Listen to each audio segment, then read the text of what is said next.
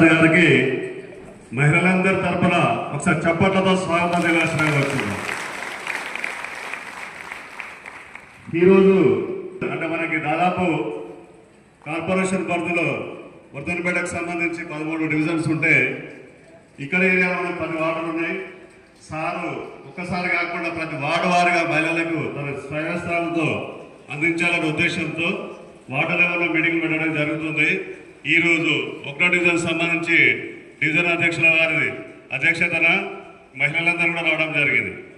Sir మనకి ఇక్కడ ఈ 1వ వార్డుకు సంబంధించి దాదాపు 243 మహిళా సంఘాలు ఉన్నాయి సార్. ఇక్కడ 2400 మంది సభ్యులు ఉన్నారు. అంటే మహిళా సంఘాలు ఈ వార్డులోనే 2400 మంది సభ్యులు ఉన్నారు.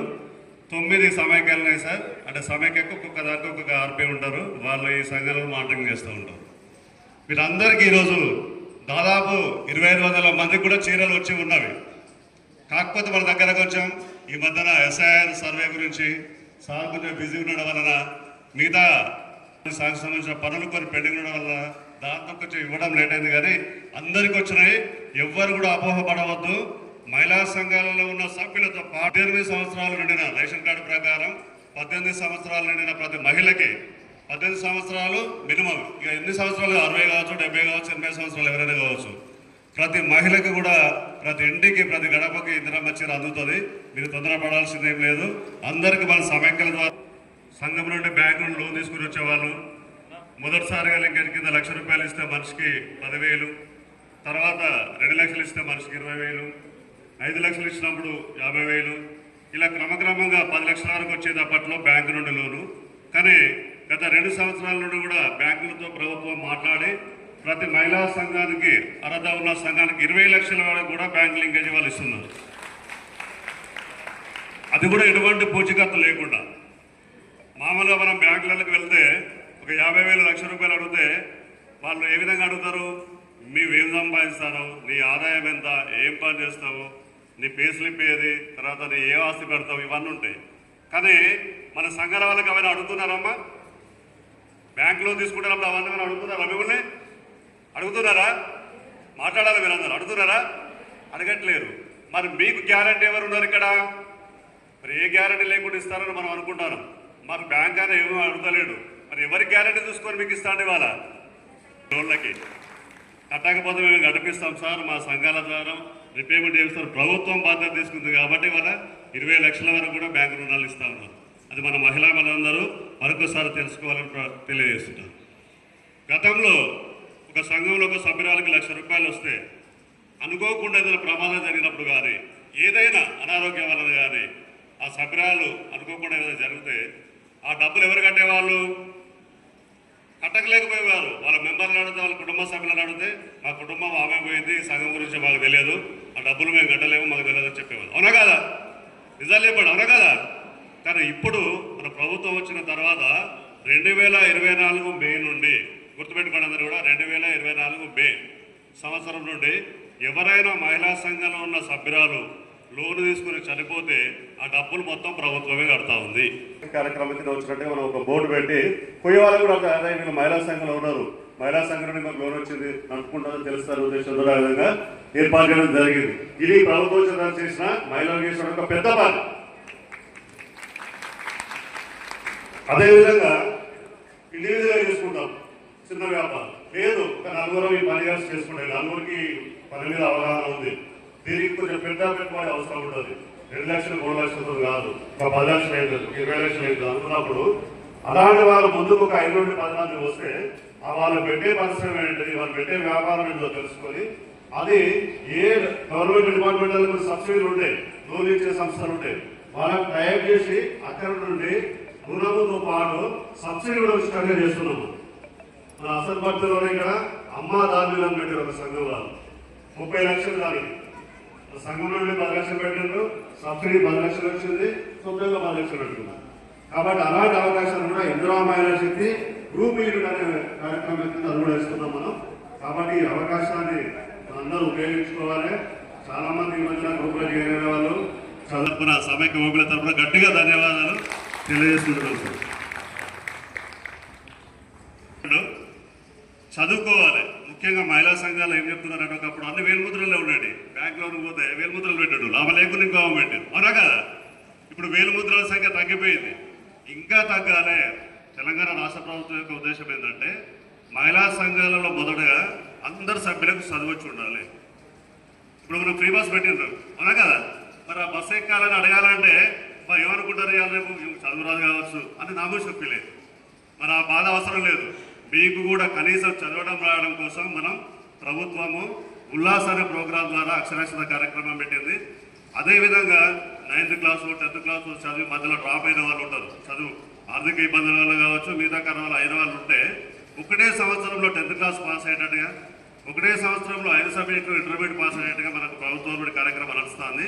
దానికి సంబంధించిన విషయాలను మన ఉమ్మడి జిల్లా కోఆర్డినేటర్ శ్రీ సదానందం సార్ గారిని వివరించవలసిందిగా కోరుచున్నాను.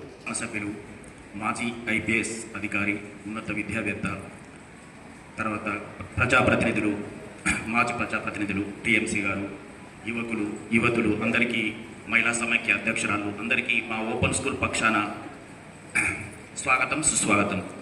మా ఓపెన్ స్కూల్ గురించి ఇదివరకు మీకు వివరించడం జరిగింది. ఓపెన్ స్కూల్ అనేది 2008లో అక్షరాస్యత శాతం పెంచడం కోసం ప్రారంభించబడింది.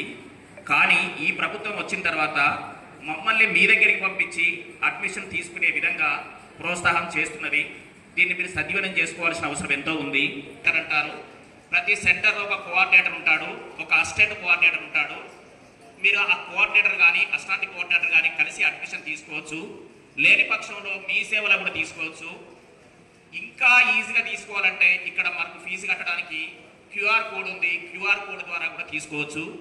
మాకు మన హనుమకొండ జిల్లాలో 26 సెంటర్లు ఉన్నాయి. ఏ సెంటర్లో అయినా జైన్ కావచ్చు.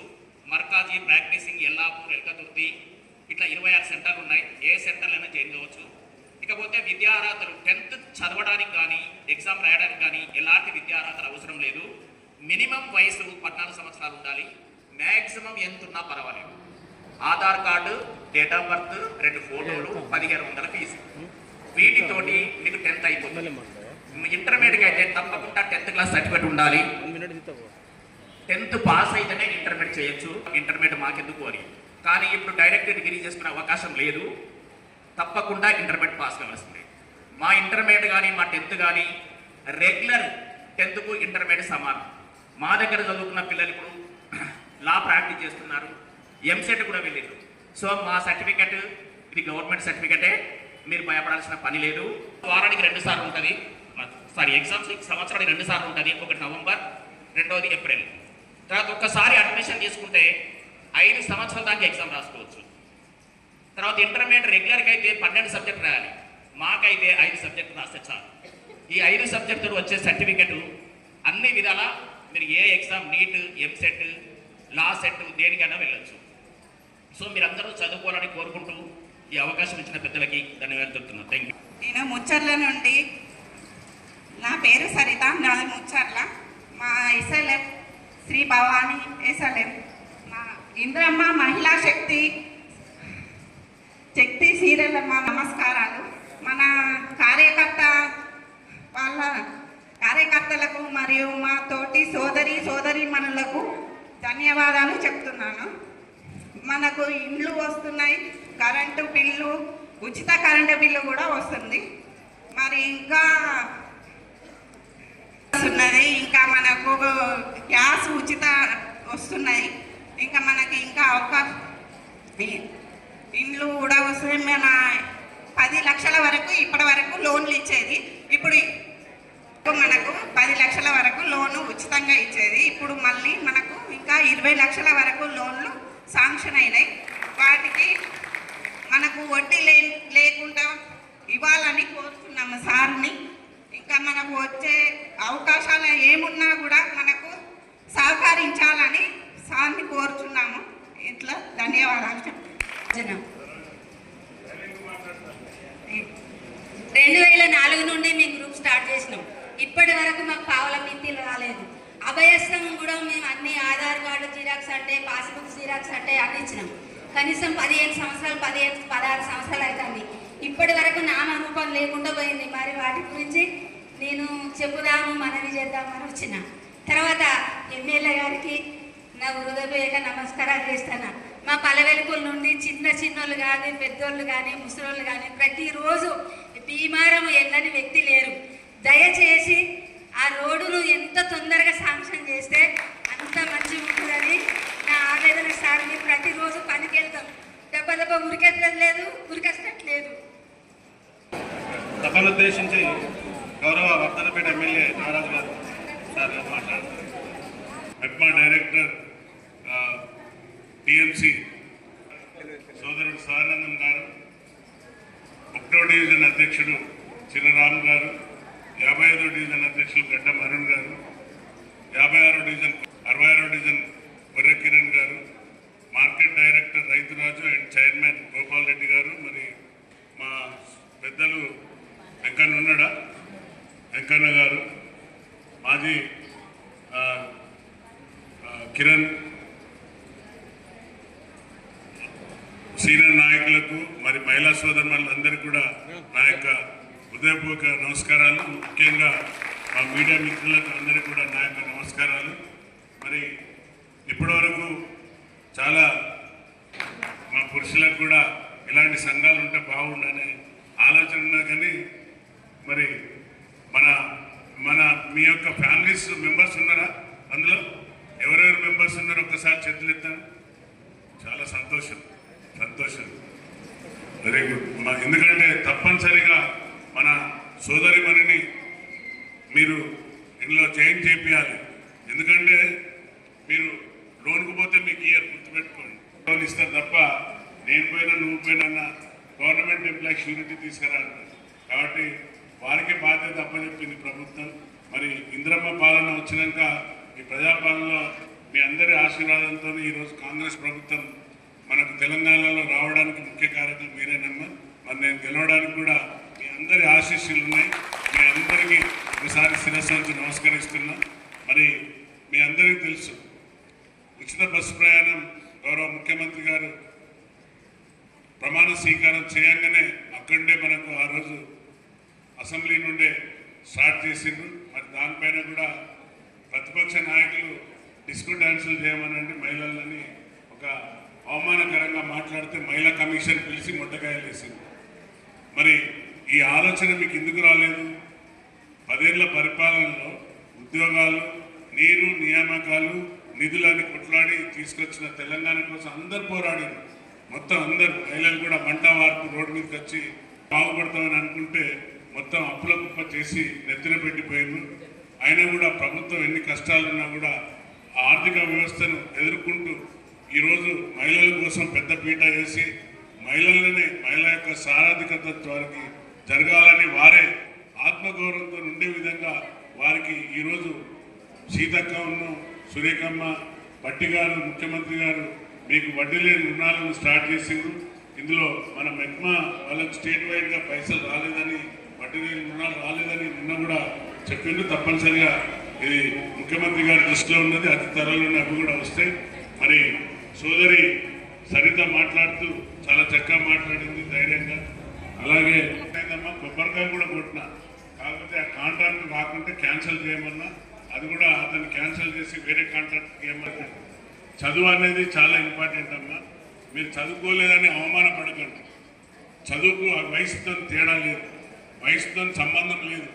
మీరు ఎన్ని 10వ తరగతి చదివినా, 9వ తరగతి చదివిన వాళ్ళు కూడా, లేకుంటే చదువులేని వాళ్ళు కూడా డైరెక్ట్గా చదివే చెప్పి బాధ్యత తీసుకున్నారు. కాబట్టి తప్పనిసరిగా సభ్యులందరూ కూడా మీరు ఇందులో జాయిన్ అయ్యి మీ యొక్క అర్హతను పెంచుకునే విధంగా, ఆత్మగౌరవంగా ఎవరిని క్వశ్చన్ చేసే విధంగా చదువు పైన శ్రద్ధ చూపెట్టాలి.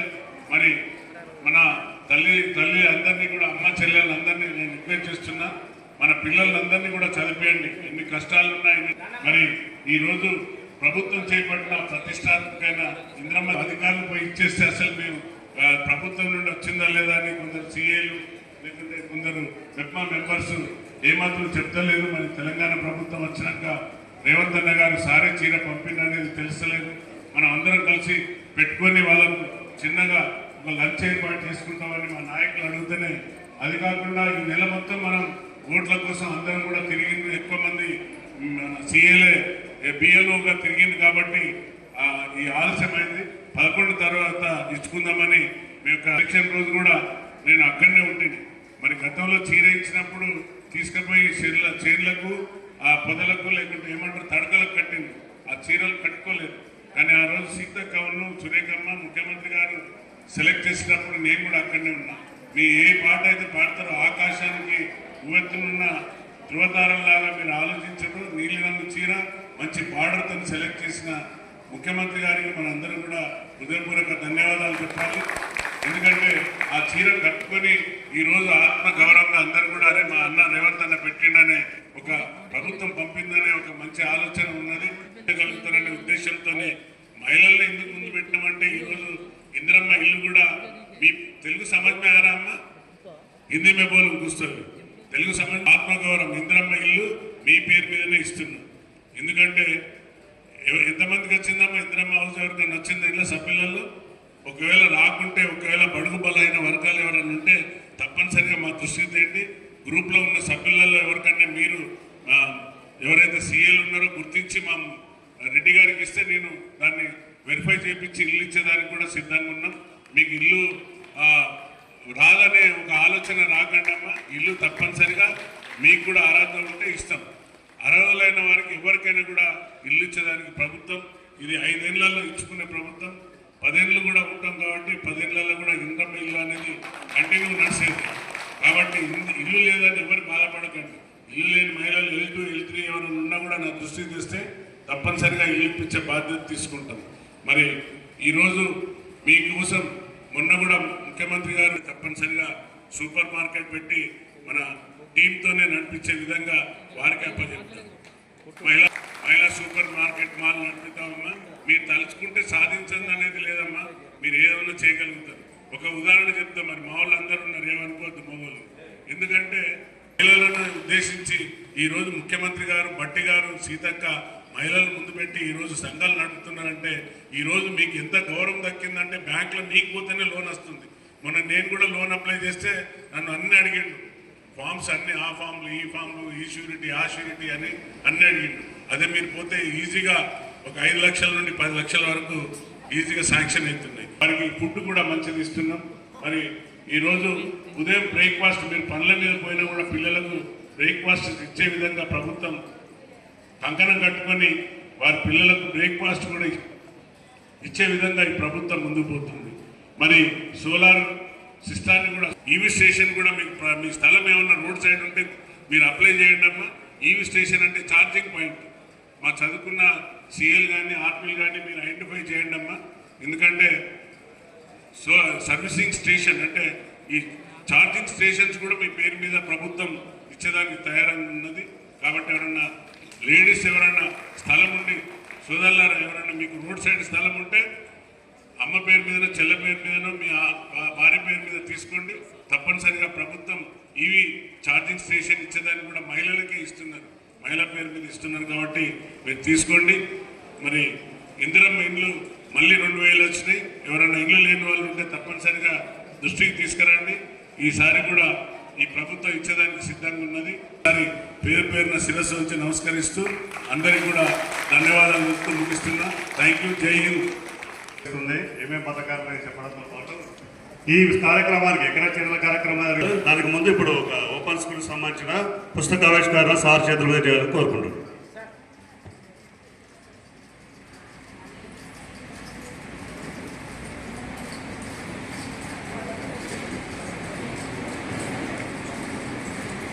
ఇప్పుడు లైన్లో ఉండండి, చీరలు తీసుకురండి, ఇద్దరు ఆర్పీల పేరుకి రండి.